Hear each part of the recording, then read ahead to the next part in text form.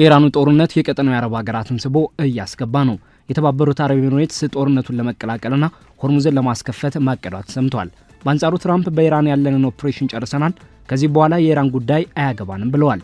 የአሜሪካ ጦር በኢራን ለመጀመሪያ ጊዜ በ52 ቦምብ ጣይ አውሮፕላን መጠቀሙ ተነግሯል። ሆርሙዝን የፈለገ ያስከፍተው ያሉት ትራምፕ አውሮፓና የአረብ ሀገራት ተባብረው ሆርሙዝን እንዲጠብቁ አሳስበዋል። ትራምፕ የማይጨርሱትን ጀማምረው የዓለምን ኢኮኖሚ ያቃውሰው ከደሙ የለሁበትም ብለው እጃቸውን ሊታጠቡ እየተሰናዱ ነው። ትራምፕ በመጨረሻ ሆርሙዝን ለኢራን አስረክበው የአረብ ሀገራትን አውላላ ሜዳ ላይ ጥለው ከጦርነቱ በዝረራ ወጥተዋል። ኢራን እንዳትነሳ አዳክምናት ቢሉም አሁንም የኢራን ሚሳኤሎች ቀጠናውን ከማመስ አላቆሙም። ኔቶ በሆርሙዝ ጉዳይ ቦታውን ሊረከብ እያሟሟቀ መስሏል። በአሜሪካ የሚመራው በኢራን ላይ ያነጣጠረው ወታደራዊ ዘመቻ ሁለተኛው ወሩን ሲያስቆጥር የተባበሩት አረብ ኤሚሬትስ የሆርሙዞች መጠን ደህንነት ለማስጠበቅ ቀጥተኛ ወታደራዊ ሚና ለመውሰድ አማራጮችን መመርመር መጀመሯን የኤሚሬቶችና የአረብ ባለስልጣናት ገልጸዋል።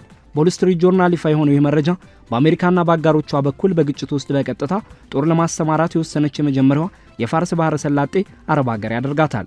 በተመሳሳይ ጊዜ የኤሚሬቶች ዲፕሎማቶች በዚህ ወሳኝ ውሃ መስመር ላይ የመርከቦች የመንቀሳቀስ ነጻነትን ወደ ነበረበት ለመመለስ ዓለም አቀፍ ወታደራዊ እርምጃን የሚፈቅድ የተባበሩት መንግስታት ድርጅት የጸጥታው ምክር ቤት ውሳኔ እንዲያልፍ ጥረት እያደረጉ ይገኛሉ። ከዚህም በተጨማሪ የባህር ውስጥ ፈንጂዎችን ማጽዳት፣ የባህር ኃይል አጃቢነትን መስጠትና በወሽመጡ ውስጥ በሚገኙ አወዛጋቢ ደሴቶች ላይ ቁጥጥር ለማድረግ የሚረዱ ድጋፎችን ያካተተ ድንገተኛ እቅዶችን እያዘጋጁ መሆናቸው ታውቋል።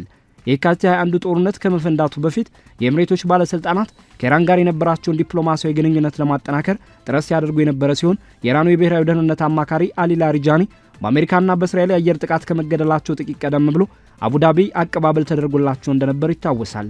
በአሁኑ ወቅት ግን ኤሚሬትስ የአሜሪካው ፕሬዝዳንት ዶናልድ ትራምፕ አጋር ሀገራት የኃይል መስመሮችን ደህንነት ለመጠበቅ ከፍተኛ ኃላፊነት እንዲወስዱ ካቀረቡ ግልጽ ጥሪ ጋር ራሷን እያሰናሰለች ትገኛለች። ትራምፕ በቅርቡ ባደረጉት ንግግር በወሽመጡ ላይ ጥገኛ የሆኑ ሀገራት የራሳቸውን ነዳጅ ራሳቸው እንዲጠብቁ በማለት አሳስበዋል። ፕሬዝዳንቱ በመከላከያ ሚኒስትሩ ፔት ሄግሴት አማካኝነት በፔንታጎን በተሰጠ መግለጫ ላይ ይህንኑ አቋማቸውን በድጋሚ ያረጋገጡ ሲሆን አሜሪካ የኢራንን አቅም የማዳከም ከባዱን ስራ ማጠናቀቋንና ለወሽመጡ ደህንነት ሲባል ላልተወሰነ ጊዜ ኃላፊነት እንደማትሸከም ገልጸዋል። የፔንታጎን ባለስልጣናት እንዳረጋገጡት የአሜሪካ ጦር በኢራን ሰማይ ላይ ፍጹም የአየር የበላይነትን ተቀዳጅቷል። ይህም ቢ52 ቦምብ ጣይ አውሮፕላኖች በግጭቱ ታሪክ ለመጀመሪያ ጊዜ በኢራን ምድር ላይ ተልዕኮ እንዲፈጽሙ አስችሏቸዋል። የጦር ኃይሎች ጠቅላይ ኤታማዦር ሹም ጄኔራል ዳንኬንና መከላከያ ሚኒስትሩ ሄግሴት የኢራንን ሚሳኤል ድሮንና የባህር ኃይል ምርት ተቋማትን የሚመግቡ የአቅርቦት ሰንሰለቶች ላይ ያነጣጠረ ጥቃት መፈጸሙን በዝርዝር አብራርተዋል። ባለፉት 24 ሰዓታት ውስጥም የኢራን ያጸፋ ጥቃት መጠኑ እጅግ ዝቅተኛ ደረጃ ላይ መድረሱን ጠቁመዋል። ይህም ሆኖ ግን ኢራን በባህረ ሰላጤው ኢላማዎች ላይ ውስን የሚሳኤልና የድሮን ጥቃቶችን የቀጠለች ሲሆን በዱባይ አቅራቢያ በኩዌት የነዳጅ ጫኝ መርከብ ላይ የደረሰው ጥቃት መርከቧ ላይ መጠነኛ እሳት ቢያስነሳም ከፍተኛ የነዳጅ መስፈስ አላስከተለም። በተለመደው የሰላም ጊዜ የዓለም አቀፍ የነዳጅ ፍላጎት 1/5 የሚሆነውና ከፍተኛ መጠን ያለው ፈሳሽ የተፈጥሮ ጋዝ የሚተላለፍበት የሆርሙዝ የባህር ወሽመጥ ጦርነቱ ከተጀመረባቸው የመጀመሪያ ቀናት አንስቶ በኢራን ኃይሎች ተዘግቶ ቆይቷል። ይህ እገዳ በዘመናዊ ነዳጅ ገበያ ታሪክ ከፍተኛውን የአቅርቦት መቋረጥ ያስከተለ ሲሆን የብሬንት ድፍድፍ ነዳጅ ዋጋን በአንድ በርሜል ከ$100 በላይ እንዲያሻቅብ አድርጓል። በአሜሪካ ደግሞ የአንድ ጋሎን ነዳጅ አማካይ ዋጋ ከ2022 ወዲህ ለመጀመሪያ ጊዜ $4 አርፏል። የተባበሩት አረብ ኤሚሬቶች በወሽመጡ መግቢያ ላይ ያላት መልክዓ ምድራዊ አቀማመጥና ያላት ወታደራዊ መሰረተ ልማት ለማንኛውም የተቀናጀ ጥምር ጦር ወሳኝ አጋር እያደርጋታል። አገሪቱ በዓለም ላይ ካሉ እጅግ በጣም ከሚጨናነቁ ወደቦች አንዱ የሆነውና የአሜሪካ የባህር ኃይል መርከቦች በተደጋጋሚ የሚጠቀሙበትን የጀበል አሊ ጥልቅ ባህር ወደብን ታስተዳድራለች። በተጨማሪም ለተለያዩ የአሜሪካ የአየር ክንዋኔዎች መነሻ የሆነውን የአልዳፍራ አየር ኃይል ጦር ሰፈርን ትቆጣጠራለች። የኤሚሬቶች ጦር ምንም እንኳን በመጠን አነስተኛ ቢሆንም ከ80 በላይ ኤፍ-16 ዘመናዊ ተዋጊ ጀቶችን፣ የላቁ የክትትል ድሮኖችንና በአሜሪካ የሚቀርቡ ዘመናዊ ጦር መሳሪያዎችን የታጠቁ ብቁ የአየር ኃይል አለው። እነዚህ ወታደራዊ ሀብቶች በአይኤስ ላይ በተካሄደው ዘመቻ ውጤታማነታቸውን ያረጋገጡ ሲሆን በወቅቱ የኤሚሬቶች አብራሪዎች ከአሜሪካ በመቀጠል ከፍተኛውን በረራ በማድረግ ሁለተኛ ሀገር ነበሩ። እንዲሁም በየመን በሳውዲ መሪነት በተካሄደው ጦርነት የኤሚሬቶች ኤፍ-16 ጀቶች ጥቃት በማድረስና የምድር ጦሩ አሸባሪ መረቦችን በመደምሰስ ረገድ ተሳትፎ አድርገዋል። የቀጠናው ወታደራዊ ቅዳዋቂዎች እንደሚሉት የኤምሬትስ ተሳትፎ ለወታደራዊ ክንዋኔው ሰፊ ተለዋጭነትን ይሰጣል። የቀድሞ ፔንታጎን አማካሪና የቻታም ሃውስ ባልደረባ ቢላል ሳብ እንደገለጹት የአረብ ሀገራት ድጋፍ ለሚወሰደው እርምጃ ሰፊ ህጋዊነትን ከመስጠቱም በላይ ለፈንጅ ማጽዳት ስራዎችና ለነዳጅ ጫኝ መርከቦች ጥበቃ የሚሆኑ የሎጂስቲክስ ማዕከላትን ያቀርባል። ኤምሬቶች በተጨማሪም የአሜሪካ ጦር በወሽመጥ ውስጥ በሚገኙ ደሴቶች ላይ ቁጥጥር እንዲያደርግ ሀሳብ አቅርባለች። ከነዚህ መካከል ኢራን ከ1971 ጀምሮ የምታስተዳድረው ነገር ግን ኤምሬቶች ከሻርጃ ኤምሬት የወረስኩት የሉዓላዊ ግዛት አካል ነው የምትለው የአቡ ሙሳ ደሴት ትገኝበታለች። በአቡ ሙሳ በታላቋ ቱምብና በትንሿ ቱምብ ደሴቶች ላይ ያለው ውዝግብ የሚነሳው ከ1971 ጀምሮ ነው። በወቅቱ የእንግሊዝ ጦር ከባህረ ሰላጤው ለመውጣት አንድ ቀን ሲቀረውና የተባበሩት አረብ ኤሚሬትስ በይፋ ከመመስረቷ ጥቂት ቀደም ብሎ የኢራን የባህር ላይ ደሴቶቹን በቁጥጥር ስር አውሏል። ኢራን ለዘመናት የቆየ የታሪክ ባለቤትነት ጥያቄን ስታነሳ ኤሚሬትስ በበኩሏ ደሴቶቹ ከወረራው በፊት በአረብ ነገዶች አስተዳደር ስር እንደነበረች ትከራከራለች። በ1971 በኢራንና በሻርጃ መካከል የተፈረመው የመግባቢያ ስምምነት አቡ ሙሳን በጋራ ለማስተዳደርና ከነዳጅ የሚገኘውን ገቢ ለመጋራት ይደነግግ ነበር። ሆኖም ብዙም ሳይቆይ ኢራን ሙሉ ቁጥጥሯን አጠናክራለች። እነዚህ ደሴቶች ወደ ሲመጡ የሚገቡ መርከቦችን ለመቆጣጠር ስልታዊ ጠቀሜታ ያላቸው ናቸው። ታላቋና ትንሿ ቱምብ ሰው የማይኖርባቸው ሲሆኑ አቡ ሙሳ ግን 2000 ገደማ የሚሆን የኤሚሬትስና የኢራን ዜጎች የሚኖሩባት ሲቪል ደሴት አላት። ተከታታይ የኤሚሬትስ መንግስታት ጉዳዩን ለተባበሩት መንግስታት ድርጅት ያቀረቡ ቢሆንም በቅርብ ዓመታት የታየው ዲፕሎማሲያዊ ግንኙነትን የማሻሻል ጥረት ግን ግጭቶችን ወደ ጎን ገሸሽ አድርጓቸው ቆይቷል። ይህ ግዛት ይገባኛል ጥያቄ በሆርሙዝ ለሚካሄደው ማንኛውም ወታደራዊ እንቅስቃሴ ውስብስብነትን ይጨምራል። የኤሚሬቶች ባለስልጣናት የኢራን ድርጊት የሚያወግዙ የተባበሩት መንግስታት ድርጅትና የዓለም አቀፍ የባህር ትራንስፖርት ድርጅት ውሳኔዎችን እንደ ማስረጃ ይጠቅሳሉ።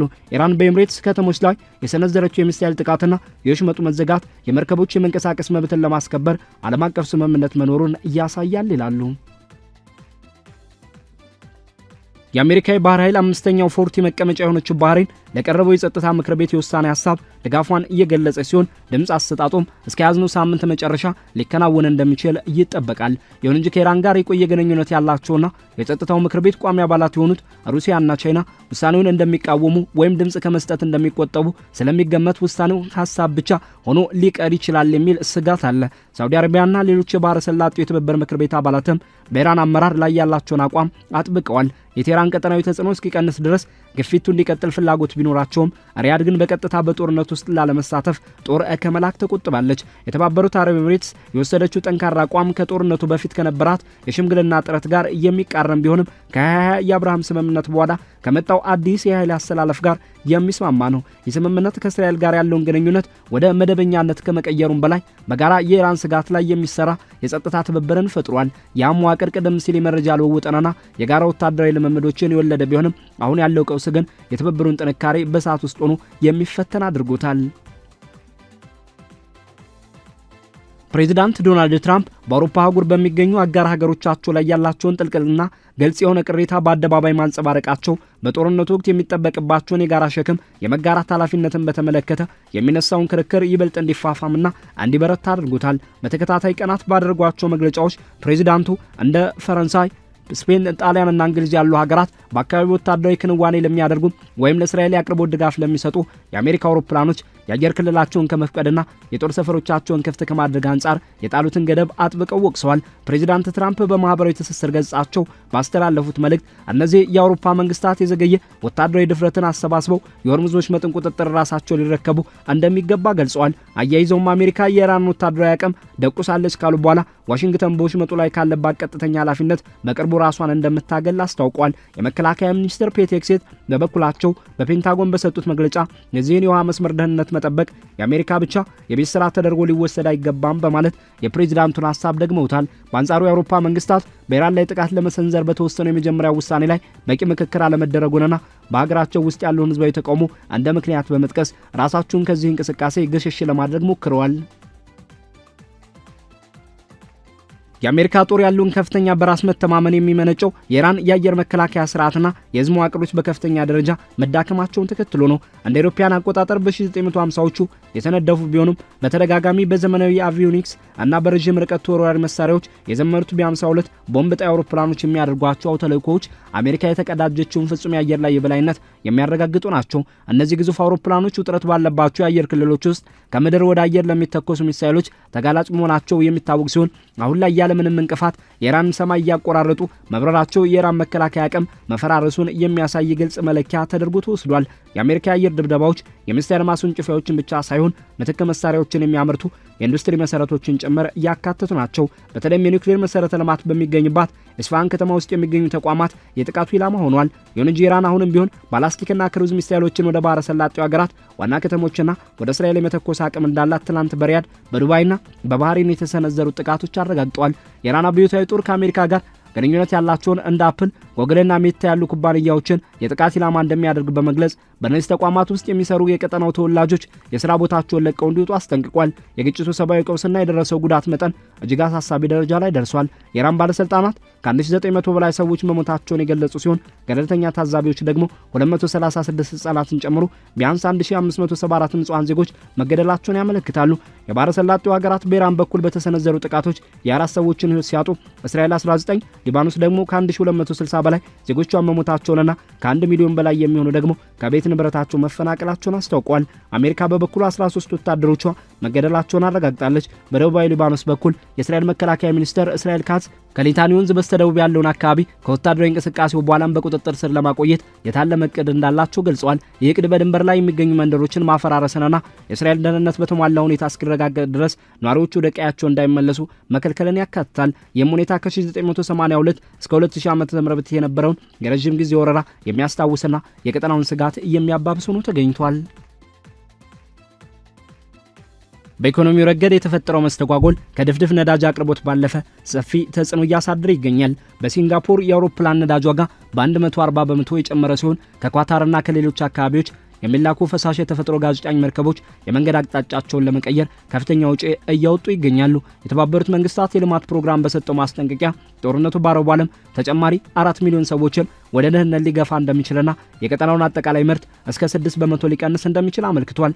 ፕሬዚዳንት ትራምፕ ወቅታዊውን ሁኔታ በተመለከተ ዛሬ ወይም ነገ ለህዝብ ንግግር እንደሚያደርጉ ቀጠሮ ይዘዋል። ቀደም ሲልም ኢራን ለዲፕሎማሲያዊ አማራጮች እጇን ከሰጠች ወይም የተቀመጡት ወታደራዊ ግቦች ከተሳኩ ዋና ዋና የውጊያ ክንዋኔዎች ከ2 እስከ 3 ሳምንታት ባለው ጊዜ ውስጥ ሊጠናቀቁ እንደሚችሉ ግምታቸውን አስቀምጠው ነበር። የኢራን የውጭ ጉዳይ ሚኒስትር አባስ አራግቺ በሰጡት መግለጫ ቴህራን የኒውክሌር የሚሳኤልና የድሮን ፕሮግራሞችን ለመገደብና የሆርሙዝ ወሽመጥን በድጋሚ ለመክፈት ያለመ ባለ 15 ነጥብ የአሜሪካ ውሳኔ ሀሳብ እንደደረሳት ነገር ግን እስካሁን ይፋዊ ምላሽ እንዳልሰጠችበት ገልጸዋል። ሚኒስትሩ ጊዜያዊ የተኩስ አቁም ስምምነቶችን ውድቅ በማድረግ ጦርነቱን ሙሉ በሙሉ ለማቆም ሁሉን አቀፍ የሆኑ ቅድመ ሁኔታዎች መሟላት እንዳለባቸው አጥብቀው ተናግረዋል። በኢራን የሩሲያ አምባሳደር በበኩላቸው አዲሱ ጠቅላይ መሪ ሙጅታባ ኻሜኒ በሀገር ውስጥ እንደሚገኙ ነገር ግን አባታቸው በመጀመሪያዎቹ ጥቃቶች መገደላቸውን ተከትሎ በደህንነት ስጋት ምክንያት በአደባባይ ከመታየት ተቆጥበው እንደሚገኙ አረጋግጠዋል። ለተባበሩት አረብ ኤምሬትስ ጦር የማሰማራት ውሳኔ ከሀገር ውስጥና ከቀጠናዊ ደህንነት አንጻር ከፍተኛ አደጋዎችን ሊያስከትል ይችላል። የሀገሪቱ ጦር ምንም እንኳን በመጠን አነስተኛ ቢሆንም በአፍጋኒስታን፣ በሊቢያ፣ በሶሪያና በየመን ባደረጋቸው ተሳትፎዎች ብቃቱን ያስመሰከረ ሰራዊት ነው። ሆኖም ከኢራን ጋር በቀጥታ መጋፈጥ የሀገሪቱን የህዝብ ማዕከላትና የኢኮኖሚ ጀርባ አጥንት የሆኑ የንግድ ከተሞችን ለጥቃት ያጋልጣል። የጀበል አሊ ወደብና የአልዳፍራ አየር ኃይል ጣቢያ ቀደም ሲልም በኢራን ጥቃቶች ተፈትኗል። የኤምሬትስ ባለስልጣናት እነዚህን ስጋቶች ከሀገራዊ ብልጽግናቸው መሰረት ከሆኑ የነዳጅ ኤክስፖርት ደህንነት ጋር በማመጣጠን ላይ ይገኛሉ። አንድ ከፍተኛ ባለስልጣን ለዎል ስትሪት ጆርናል እንደገለጹት የተባበሩት መንግስታት ድርጅት ፈቃድ ባይሰጥም እንኳ ኤምሬትስ የባህር ውስጥ ፈንጂዎችን ለማጽዳትና ለመርከቦች አጃቢነት ድጋፍ ለመስጠት ዝግጁ ናት። ይህም አሜሪካ ከከባድ ውጊያ ወጥታ ኃይሏን ለመቀነስ በምታስብበት ወቅት የሚኖረውን የሎጂስቲክስ ጫና ሊቀንስ ይችላል ተብሏል። ሰፊው የባህረ ሰላጤው ቀጠናዊ እንቅስቃሴ አዲስ አሰላለፍ እየታየበት ነው። ሳውዲ አረቢያ እስካሁን ጦሯን ባታሰማራም ወደ ሪያድ የተተኮሱ በርካታ የኢራን ሚሳኤሎችን አምክናለች። ይህ ግጭት ከቀጠናው ውጭ ካሉ አካላት ጋር ያለውን ግንኙነትን ፈትኖታል። አሜሪካዊቷ ጋዜጠኛ ሼሊ ኪትልሰን በማክሰኞ በባግዳድ ታፍና እየተወሰደች ሲሆን የኢራቅ ባለስልጣናት ድርጊቱን በኢራን ከሚደገፈው የካታይባ ሂዝቦላ ሚሊሻ ጋር አያይዘውታል። በአሁኑ ወቅት የአሜሪካና የኢራቅ ኃይሎች አጋቾቹን በመከታተል ላይ ይገኛሉ። የሆርሙዝ ወሽመጥን በድጋሚ መክፈት እድል የሚወሰነው የኢራን መርከብ መቃወሚያ ሚሳይሎች፣ የባህር ውስጥ ፈንጂዎችንና ፈጣን የጥቃት ጀልባዎችን ከጥቅም ውጭ በማድረግ ላይ ነው። የታሪክ መረጃዎች እንደሚያሳዩት በ1980ዎቹ የነዳጅ ጫኝ መርከቦች ጦርነት ወቅት እንኳን ከፍተኛ የፈንጂና የሚሳይል ጥቃቶች የባህር ትራፊኩን ሙሉ በሙሉ ማቆም አልቻሉም ነበር። በወቅቱ የነዳጅ ዋጋ ቢጨምርም በቡድን የመጓዝና የአማራጭ መንገዶች አጠቃቀም ለሁኔታው መላ ተገኝቶለት ነበር። የዛሬው ሁኔታ ግን የቻይና ቴክኖሎጂ የታከለባቸውና በኢራን ውስጥ የተመረቱ ዘመናዊ ድሮኖችንና የላቁ መሳሪያዎችን ያካተተ በመሆኑ ይበልጥ ፈታኝ አድርጓል። የሚመሰረተው ጥምር ጦር የአየር ላይ ጥቃቶችን፣ የፈንጂ ማጽዳት ስራዎችንና የታጠቁ አጃቢዎችን ያካተተ ይሆናል ተብሎ ይጠበቃል። በአሁኑ ወቅት የአሜሪካ አውሮፕላን ተሸካሚ መርከቦች የሆኑት ዩኤስኤስ አብርሃም ሊንከንና አዲስ የተሰማራችው ዩኤስኤስ ጆርጅ ኤች.ደብሊው ቡሽ በአካባቢው የሚገኙ ሲሆን የቢ52 ቢ1ና ቢ2 ቦምብ ጣይ አውሮፕላኖች ደግሞ የጥቃት አድማሱን እያሰፉ ይገኛሉ። የኢራን ቀሪ ወታደራዊ አቅሞች ቢዳከሙም ተንቀሳቃሽ ሚሳኤል ማስወንጨፊያዎችና ከመሬት በታች የሚገኙ ተቋማት ኢራንን ሙሉ በሙሉ ድል ለማድረግ እንቅፋት ሆነዋል። የአብዮታዊ ዘቡ በንግድ መርከቦች ላይ የሚያደርሰው ዛቻና በባህረ ሰላጤው ሀገራት የኃይል መሰረተ ልማቶች ላይ የሚሰነዘረው ጥቃት አሁንም ቀጥሏል። ማክሰኞ በኩዌት መርከብ ላይ የደረሰው አደጋና ወደ ሳውዲ አረቢያና ኤምሬትስ የተተኮሱት የሚሳኤል ናዳዎች ኢራን አሁንም ቢሆን የጥቃት አቅም እንዳላት ያሳያሉ። መከላከያ ሚኒስትሩ ሄክሴት ኢራን አልፎ አልፎ የአጸፋ ጥቃቶችን የመሰንዘር አቅም እንዳላት ቢያምኑም የአሜሪካ የመከላከያ መጥለፍ ስርዓት ውጤታማ መሆኑን አጽንኦት ሰጥተው ተናግሯል። ይህ ሁኔታ ለረጅም ጊዜ የቀጠናው ደህንነት መዋቅር ላይ የራሱ የሆነ ተጽዕኖ ይኖረዋል። የተባበሩት አረብ ኤሚሬትስ ተሳትፎ የባህረ ሰላጤው ሀገራትን እስራኤልንና የተወሰኑ የአውሮፓና የእስያ ሀገራትን ያካተተ ሰፊ የኢራን ተቃዋሚ ጥምረት እንዲጠናከር ሊያደርግ ይችላል። ይሁን እንጂ እርምጃ ጦርነቱ እንዲሰፋ የማይፈልጉ የሀገራቱን ህዝቦች ሊያስቆጣና ከጦርነቱ በኋላ የሚደረገውን ዲፕሎማሲያዊ ግንኙነት ሊያወሳስበው ይችላል። የፕሬዝዳንት ትራምፕ የሸክም መጋራት ጥያቄ በ1980ዎቹ የአሜሪካ አጃቢ መርከቦች ገለልተኛ የንግድ መርከቦችን ይጠብቁ በነበረበት ወቅት የተነሳውን የቀድሞ ፖሊሲ ያስታውሳል። እንደ ስፔን፣ ጣሊያንና ፈረንሳይ ያሉ ሀገራት የአየር ክልላቸውን መከልከላቸው በሰሜን አትላንቲክ ጦር ቃል ኪዳን ድርጅት አባላት መካከል ያለውን መቃቃር የሚያሳይ ሲሆን ይህም ከመካከለኛው ምስራቅ ባለፈ ለህብረቱ አንድነት ስጋት ሊሆን ይችላል። የባህሬንና የኤምሬትስ ዲፕሎማቶች የተባበሩት መንግስታት ድርጅት የጸጥታው ምክር ቤት ውሳኔ እንዲያሳልፍ ግፊት እያደረጉ ሲሆን የባህረ ሰላጤው ሀገራት ደግሞ የኢራንን ቀጣይ እርምጃ በንቃት እየተከታተሉ ይገኛሉ። በመጪዎቹ ቀናት የሚወሰዱ እርምጃዎች ይህ የጥምር ጦር እንቅስቃሴ በሆርሙዝ ወሽመጥ ላይ የታቀደውን ወታደራዊ ግብ ማሳካት መቻሉን ያረጋግጣሉ።